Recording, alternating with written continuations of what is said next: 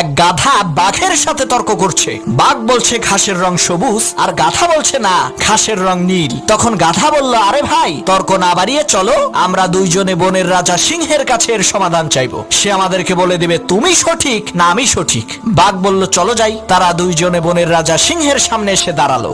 বাঘ কিছু বলার আগেই গাধা চেঁচিয়ে চেঁচিয়ে বলে উঠল, মহারাজ, আপনি একটু বলেন তো ঘাসের রং সবুজ না নীল? আমি বলছি ঘাসের রং নীল, আর বাঘ বলে ঘাসের রং সবুজ। আপনি একটু ফয়সালা করে দেন তো।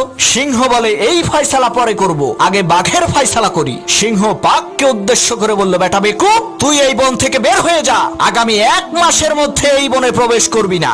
বাঘ বলল, মহারাজ, আমার কোন অপরাধের কারণে আপনি আমাকে এত বড় শাস্তি দিচ্ছেন? তখন সিংহ বলল, বেটা, তুই হইলি শক্তিশালী আর বুদ্ধিমান প্রাণী, তোর গর্জন শুনলেই তো গাধার লুস মোশন শুরু হয়ে যাবে। তুই কেন এই অশিক্ষিত মূর্খ গাধার সাথে তর্ক করে সময় নষ্ট করতে গেলি?